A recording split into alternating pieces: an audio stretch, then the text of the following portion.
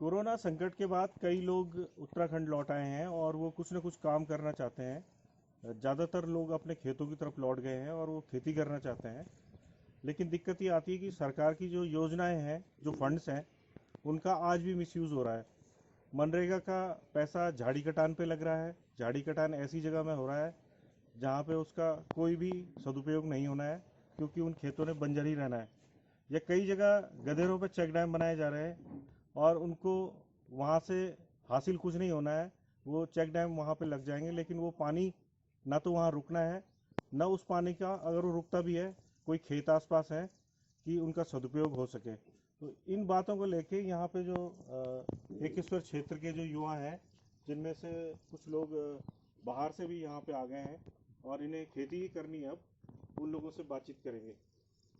सबसे पहले मैं आपसे बातचीत करना चाहूँगा।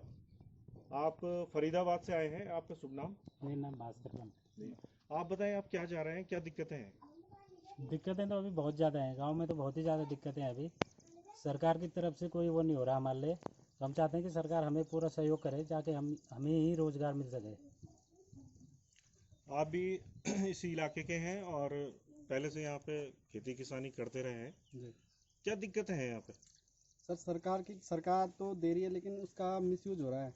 और जो कृषक है उस तक ये चीज़ें नहीं पहुंच पा रही है, जिसके कारण कृषक जो है अपना कार्य को नहीं कर पा रहा है।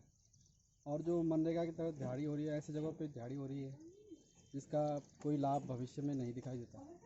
तो सरकार को सोचना चाहिए और ऐसे जो कृषक हैं उन तक पहुंचानी चाहिए चीज़ें जिसका उनको लाभ प्राप्त हो सके। हमारे साथ कुलदीप जी हैं। कुलदीप जी, यहाँ पे एकीकृत कृषि मॉडल इन्होंने यहाँ पे बेहतरीन प्रस्तुत किया हुआ है। खेती कर रहे हैं, पशुपालन किया हुआ है, मत्स्य पालन के लिए पॉन्ड भी इनका है। कुलदीप भाई, कितनी दिक्कतें होती हैं जब इस तरह आप सुनते हैं कि पैसा आया लेकिन गलत जगह में यूज़ हो गया, आपको नहीं मिला? देखो जी, दिक्कतें तो बहुत होती हैं और दिक्कतें अभी भी हैं। इतना काम करने के बावजूद भी ग्राम सभा में मनरेगा के तहत बजट है, अन्य एनजीओ चल रहे हैं, एनजीओ के तहत में लाखों रुपए का खर्चा जो है ग्राम सभा में हो रहा है। लेकिन मैं इतना बजट खर्च होने के बावजूद मैंने गांव का विकास तो कुछ देखा नहीं है। या अगर कोई कर्मचारी या वर्तमान में जो प्रधान है या भूतपूर्व है नहीं, ये दिखा दे कि हमने इतना बजट खर्च करके गांव का इस तरह से विकास किया है, तो मेरे को तो कहीं विकास दिखा नहीं। अभी जैसे कि आपने अभी थोड़ी देर पहले कहा कि चेक डैम, पानी तो रुकना नहीं है। या गदेरों में इतना पानी है ही कहाँ कि जो पानी रुकेगा। बरसात में 2 बारिश हुई तो गदेरों में पानी है, फिर जहाँ की तहीं है। और लाखों रुपए के चेक डैम वहाँ लगे हुए हैं, तो वो मिसयूज है। वो भी बंजर खेतों में झाड़ी कट रही है, 3 महीने बाद वो झाड़ी ने होना ही है।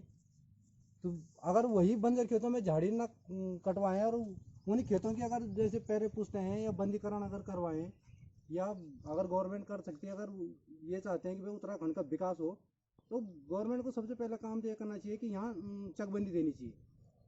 अभी पापा के नाम पे 80 नाली ज़मीन है, लेकिन वो ना के बराबर है। क्योंकि जिस जगह पे मैंने काम किया है, कम से कम 10 लोगों को मैंने हाथ जोड़े हैं कि भाई अपना खेत दे दो, उसमें भी लोग मना कर रहे हैं। अगर यही खेत अगर मेरे अपने होते हैं यहाँ पे, तो मैं किसी को पूछने की जरूरत नहीं, दिल खोल के काम करता। दूसरी चीज़, अपने बजट लगा के मैं यहाँ पे पैरे पुछते रखा हुआ हूँ, जबकि ग्राम प्रधान हो चाहे पंचायत मंत्री हो, ये लोग इस चीज़ में कोई वो नहीं देना चाहते, सपोर्ट नहीं कर रहे। रास्ते खड़ंचे हैं, हर साल वो रास्तों में खड़ंचे ही लग रहे हैं, हर साल। ऐसा कौन सा वो यातायात है उसमें कि जो हर साल खड़ंचे लगे? कम से कम एक बार खड़ंचा लगे तो 5 साल तो टिकने चाहिए कम से कम। हर प्रधान के कार्यकाल में 2 बार रास्ता रिपेयर हो रहा है। ऐसे क्या है उस रास्ते में? मैं तो कुछ देखा नहीं ऐसे कि जो रास्ते की कोई इतना नुकसान हो रहा हो। और यहाँ पे कम से अभी इतने पे कम से कम मैंने 80,000 रुपये पैरे पुस्ते पे रखवाए हैं। अगर यही अगर जो हम अभी मैंने यहाँ पे काम शुरू किया है, जो ये लड़के बाहर से आए हैं कोरोना के उससे, अगर इनको मैं यहाँ पे रोज़गार देना चाहूँ, तो अगर मेरे को अगर थोड़ी सी मदद मिल जाए विभाग से, या अगर वही मनरेगा का काम अगर यहाँ अगर हम करें 4-5 लड़के मिल के, तो क्या यहाँ विकास नहीं होगा? या वो झाड़ी काटने जरूरी है, ये यहाँ के पैरे पुस्ते रखने जरूरी है?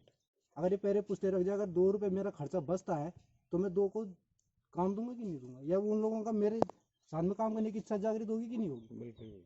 लेकिन विभाग इन चीज़ों को नहीं देखता और न यहाँ कोई इतनी सुनवाई होती है। हम अगर कहें भी तो कहें किसको? बिल्कुल। हमेशा आप भी बहुत नज़दीकी से इसे देख रहे हो। कुछ पिछले दिनों हम जब दूसरे इलाके में गए थे तो वहाँ जो दीवार लगाई गई है घेरवाड़ के लिए, उसमें ऊपर सीसी नहीं डाला जाता। कुछ दिनों बाद वो दीवार नीचे गिर जाती है।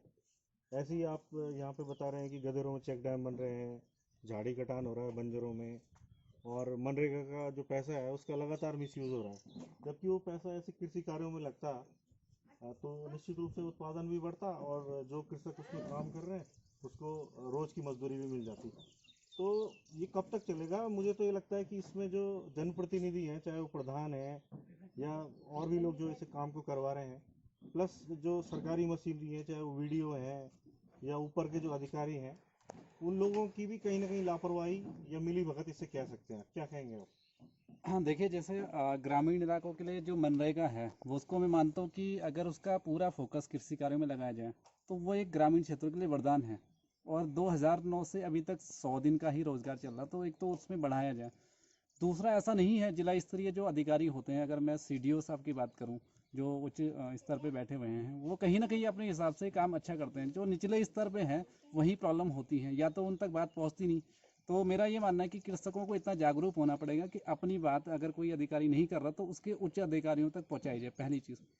दूसरा, जहाँ तक मेरा मानना है कि मनरेगा का, मैं मानता हूँ अगर मैं कृषक हूँ और मनरेगा काम मैं वहाँ ना करके जहाँ फालतू का उसका इस्तेमाल हो रहा है अपने खेतों में करूँ और मुझे अपने खेतों में ही 100 दिन का रोजगार मिला, तो मैं मानता हूँ कि मनरेगा से बड़ा जो एक वरदान है किसान के लिए, खेती किसान के लिए, वो हो ही नहीं सकता। लेकिन मैं अगर मान के चलूँ 50 परिवारों का भी एक अगर गाँव है तो उसमें लगभग 20 से 30 लाख का बजट इस तरह से खर्च होता है जिसका 2,000 रुपये भी रिटर्न नहीं आता। जहाँ तक मैं इस एरिया की बात कर रहा हूँ, अगर इन्होंने अपने आप किया है और इसमें अगर 10 लोग मिलकर के काम करते और ये इसका पैसा अगर इनको मिलता या जो लोग काम कर रहे थे मनरेगा से वो मिलता, तो इनको एक राहत मिलती। राहत के साथ साथ में हो सकता है कि आज जितना एरिया इन्होंने कवर किया उसका ये 3 गुना एरिया भी कवर कर सकते थे, लेकिन कुछ फाइनेंशियल क्राइसिस की वजह से ये अभी तक इतना ही कर पाए हैं। तो मेरा तो जो उच्च स्तरीय अधिकारी हैं, चाहे वो जिलाधिकारी पौड़ी हैं या सीडीओ पौड़ी हैं, उनसे एक ही अनुरोध है कि जितना भी मनरेगा का काम है, अगर एक इंसान चाह रहा है और 10 से 12 का एक समूह बना करके काम करना चाह रहा, तो उसको पूरा जो मनरेगा से उसका रोजगार होता है 100 दिन का, वो दिया जाना चाहिए। ये मेरा सुझाव रहेगा। जी, बहुत बढ़िया। तो मुख्य रूप से बात निकल के आई कि जो अभी फंड आता है सरकार से, जो मनरेगा का फंड है वो तो आता ही है। अगर उसका पूरा सदुपयोग 100% इस तरह के कृषि काम में किया जाए तो बहुत बड़ा बदलाव पूरे प्रदेश में आ सकता है, उत्तराखंड में। और पैसा मिसयूज नहीं होगा, उत्पादन बढ़ेगा और लोगों को रोज की झाड़ी मजदूरी भी मिलेगी। तो इस ओर न केवल जो जनपदों के जिलाधिकारी हैं, मुख्य विकास अधिकारी हैं, या हमारे जो मंत्री लोग हैं उत्तराखंड के, वो लोग भी इन चीज़ों को मॉनिटर करें। और साथ ही मैं अनुरोध करना चाहूँगा कि जो स्थानीय जनता है जो रोज़ इन चीज़ों को देखती है कि उनका पैसा खड्ड में जा रहा है, तो ये उनकी भी जिम्मेदारी है कि वो उच्च अधिकारियों की इसकी सूचना दें, मीडिया को इसकी सूचना दें। और मैं ये भी निवेदन करूँगा कि जो हमने पौड़ी में सर्किट हाउस में किसान सहायता केंद्र खोला है, वहाँ हमें हमारे नंबरों पर रिपोर्ट करें, जिससे कि हम इस तरह का जो पैसे का दुरुपयोग हो रहा है उसको सीधे सीधे रुकवा सके और उस पैसे को अच्छे जगह लगवा के आप लोगों को आपका जो उत्पादन है उसको भी बढ़वा सके और आपको उसकी जो मजदूरी है जो आप काम कर रहे हैं वो भी दिलवा सके। जागो उत्तराखंड के लिए एकेश्वर पौड़ी गढ़वाल से आशुतोष नेगी की रिपोर्ट।